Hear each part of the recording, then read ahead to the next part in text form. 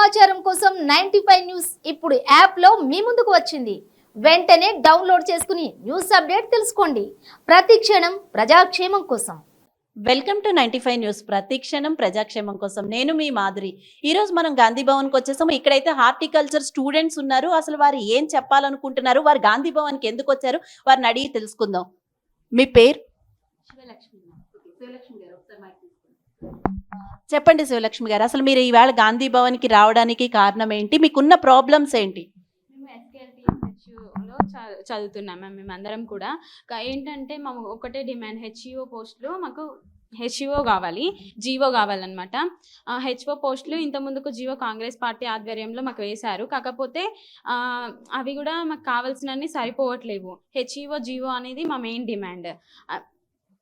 మేము horticulture diploma అనేది 2003లో start అయింది. కానీ అప్పటి నుంచి అవుట్ గోయింగ్ బ్యాచెస్ చాలా ఉన్నాయి. కాకపోతే ఒక్క గవర్నమెంట్ జాబ్ కూడా మాకు అనేది రిక్రూట్మెంట్ అనేది లేదు. కాబట్టి మా మెయిన్ డిమాండ్ అంటే హెచ్ఈఓ పోస్టులు. అగ్రికల్చర్ వాళ్ళకి ఏఈఓ ఉంది, వెటర్నరీ డిప్లొమా వాళ్ళకు బిఏ వెటర్నరీ అసిస్టెంట్ ఉంది. మరి మాకెందుకు లేవు? హార్టికల్చర్ వాళ్ళు ఏమైనా తక్కువనా? వాళ్ళు కట్టే ఫీజే కడుతున్నాం, వాళ్ళకు ఉన్న ఫెసిలిటీస్ కూడా మాకు లేవు. మరి మాకు ఎందుకు జాబ్స్ ఇవ్వట్లేరు? జస్ట్ మేము ఎవరిని అడిగినా మాకు ఎవ్వరు జాబ్స్ ఇవ్వట్లేరు. యూనివర్సిటీ ఇవ్వట్లేదు, గవర్నమెంట్ పట్టించుకోవట్లేదు, ఎవరు కూడా పట్టించుకోవట్లేదు. మేము రోడ్డుకి ఎక్కేదాకా అసలు మా హార్టికల్చర్ ఒక యూనివర్సిటీ ఉందనేది ఎవరికి కూడా తెలియదు. మా మెయిన్ డిమాండ్ వచ్చేసి హెచ్ఈఓకి జీవో కావాలి, అంతే. అంటే మీరు అడగలేదా? అంటే ఇప్పుడు కాంగ్రెస్ గాంధీ భవన్ వచ్చారు, సో రేపు ప్రభుత్వం ఏ ప్రభుత్వం వస్తుందో తెలియదు, బట్ ఇప్పుడున్న అధికార పార్టీని అడగలేదా? మేము గతంలో ఫిబ్రవరిలోగిన స్ట్రైక్ చేశాము, కానీ అప్పుడు మమ్మల్ని అందరూ ఆపేశారు.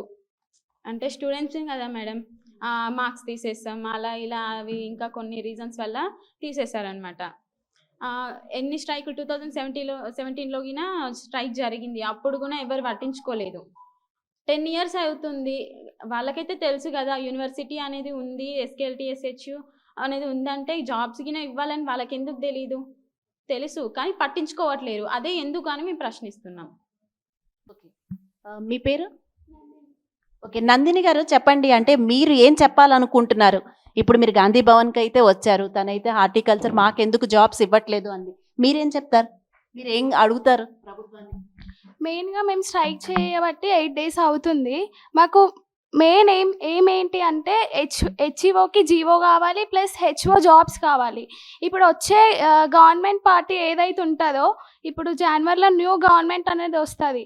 సో ఇప్పుడు మేము స్ట్రైక్ చేస్తున్నాం కాబట్టి మేనిఫెస్టోలలో అన్ని పార్టీస్ వాళ్ళు పెట్టాలి. దీన్ని పెట్టి ఏ కొత్త గవర్నమెంట్ అయితే వస్తుందో దాని తర్వాత దీనికి సంబంధించిన యాక్షన్స్ అనేటివి తీసుకోవాలి. రెడీ అవుతోంది కాబట్టి మేము ఇక్కడికి వచ్చాము అంటున్నారు. సో తనైతే మేము ప్రభుత్వం చుట్టూ తిరిగాం, ఆయన రాలేదు అన్నట్టు చెప్తున్నారు. మీరేమంటారు సార్ దీని గురించి? మేము తెలంగాణ రాష్ట్రం నీళ్లు నిధులు నియామకాలనే నినాదంతో కొట్లాడినాం.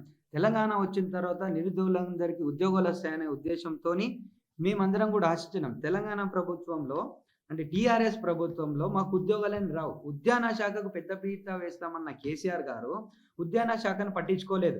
మేము దాదాపు 5,000 మంది నిరుద్యోగులు ఉన్నాం. 5,000 మంది నిరుద్యోగులు ఉన్నాము. ఈ దాదాపుగా తెలంగాణ ప్రభుత్వం వచ్చినాక 150 హెచ్ఓలు మాత్రం వచ్చింది. దాని కింద హెచ్ఓ అని ఉండాలి. వ్యవసాయ శాఖలో ఏ విధంగా అయితే agriculture officer, agriculture extension officer, ఏవో ఎలాగ ఉందో అదే విధంగా హార్టికల్చర్ డిపార్ట్మెంట్లో హార్టికల్చర్ ఎక్స్టెన్షన్ ఆఫీసర్ అని ఒక పోస్ట్ ఉండాలి. ఆ పోస్ట్ అనేది లేదు. ఒక జీవో క్రియేట్ చేసి మాకు ఎలిజిబుల్గా మాకు మళ్ళీ చదువుకున్న నిరుద్యోగులకు ఇవ్వాలని మేము డిమాండ్ చేస్తున్నాం. అసలు ఎందుకు ఈ హార్టికల్చర్ అంటే పండ్లు, పూలు, కూరగాయలు, సుగంధ పంటల సాగు గురించి మేము తెలుసుకుంటాం. మేము తెలుసుకొని మాలాంటి నిరుద్యోగులను రైతులకు సలహాలు సూచనలు ఇచ్చి ఉద్యాన పంటల ఉత్పత్తి పెంచి వాళ్ళకి రైతాంగాన్ని తోడ్పడే విధంగా మేము సహకరిస్తాం. ఎందుకంటే మన తెలంగాణ రాష్ట్రంలో పండ్లు, పూలు, కూరగాయల ఉత్పత్తి అనేది సాగు లేదు. ఎందుకంటే రైతులకు సలహాలు సూచనలు ఇచ్చే అధికారులు లేరు కాబట్టి సాగు అనేది లేదు. ఇవన్నీ కూడా పండ్లు, పూలు, కూరగాయలు ఇవన్నీ కూడా పక్క రాష్ట్రం నుంచి దిగుమతి చేసుకుంటారు. ఎందుకంటే మన దగ్గర ఉత్పత్తి లేదు. మాలాంటి చదువుకున్న నిరుద్యోగులు రైతాంగానికి తోడ్పడి రైతులకు లాభాలు రావాలంటే కేవలం ఉద్యాన పంటల ద్వారా మాత్రమే సాధ్యం జరుగుతుంది. ఇప్పుడు 1,00,000 రూపాయలు పెట్టుబడి పెడితే అగ్రికల్చర్ క్రాప్స్లో 1,00,000 రూపాయలు పెట్టుబడి పెడితే 1,00,000 వస్తుంది. అదే ఉద్యాన పంటల ద్వారా 1,00,000 పెట్టుబడి పెడితే 3,00,000 ఆదాయం వస్తుంది. 3 రేట్ల అధిక ఆదాయం ఓన్లీ హార్టికల్చర్ క్రాప్స్ మాత్రమే ఉంటుంది. అది కేసీఆర్ గారికి కూడా తెలుసు. ఇప్పుడు ప్రత్యక్షంగా ఒక టార్గెట్ పెట్టుకోరు తెలంగాణ ప్రభుత్వం, 20 లక్షల ఎకరాల్లో ఆయిల్ పామ్ సాగు చేయండి అని ఒక టార్గెట్ పెట్టుకోరు. ఆయిల్ పామ్ సాగు చేయడానికి సలహాలు సూచనలు ఇవ్వడానికి, అది కొత్త పంట ఆయిల్ పామ్ అనేది, రైతులకు దానిపైన అవగాహన లేదు. మాలాంటి చదువుకున్న నిరుద్యోగులు ఆయిల్ పామ్ పై రైతులకు సలహాలు సూచనలు ఇచ్చి ఆయిల్ పామ్ పంట పెంచే విధంగా మేము తోడ్పడతాం, తెలంగాణ రైతాంగాన్ని మేము తోడ్పడతాం. కానీ ఈ ప్రభుత్వం వచ్చిన తర్వాత ఉద్యాన పంటలు కాదు కదా, వరేస్తే ఉరి అన్నాడు కేసీఆర్. వరేస్తే ఉరి అన్నప్పుడు ప్రత్యామ్నాయ పంటలు ఏవి? Only horticulture crops. ఇన్ని నీళ్లు 1,00,000 ఎకరాలకు నీళ్ళు ఇస్తామన్నాడు, వరేస్తే ఉరి అన్నాడు. మరి ప్రత్యామ్నాయ పంటలు ఏవి? Only horticulture crops.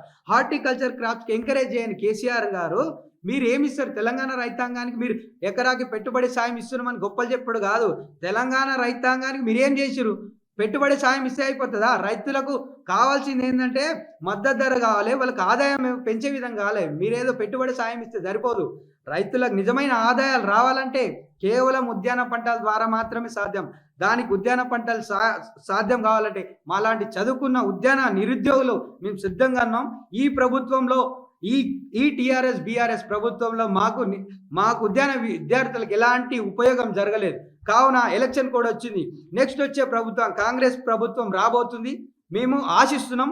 ఎందుకంటే ఈ హార్టికల్చర్ యూనివర్సిటీ 2007లో రాజశేఖర రెడ్డి గారు సీఎం ఉన్నప్పుడు ఈ యూనివర్సిటీని సపరేట్ చేసి హార్టికల్చర్ ఎంకరేజ్ చేద్దామనే ఉద్దేశంతో ఈ యూనివర్సిటీని సపరేట్ చేయడం జరిగింది. ఈ యూనివర్సిటీ సపరేట్ చేసిన తర్వాత హెచ్ఓ జీవో కూడా ఇచ్చింది కాంగ్రెస్ ప్రభుత్వం. జీవో ఇచ్చేలోపు తెలంగాణ ఉద్యమం మొదలైంది, ఉద్యోగాలు రాలేకపోయినాయి. మాకు ఒకటే నమ్మకం ఉంది, వచ్చే కాంగ్రెస్ ప్రభుత్వంలో మాకు తప్పకుండా ఉద్యోగాలు అనేసి వస్తాయనే ఉద్దేశంతో ఈరోజు గాంధీ భవన్ రావడం జరిగింది. మేనిఫెస్టో చైర్మన్ శ్రీధర్ బాబు గారికి కూడా కలుస్తాం, ఆయన కూడా పాజిటివ్గానే ఉన్నారు, వాళ్ళు కూడా రమ్మన్నారు. మా అందరూ కూడా మా యొక్క నిరుద్యోగుల గురించి మేనిఫెస్టోలో పెడతాం. మీ సమస్యలు ఏమున్నా కాంగ్రెస్ పార్టీ అధికారం వచ్చిన 100 రోజుల్లో మేము తీరుస్తామని హామీ ఇవ్వడం జరిగింది. తద్వారా మేము గాంధీ భవన్కి వచ్చినాం. మాకు కాంగ్రెస్ పైన నమ్మకం ఉంది, తప్పకుండా మాకు ఉద్యోగాలు కాంగ్రెస్ ప్రభుత్వంలో వస్తాయని మేము ఆశిస్తున్నాం.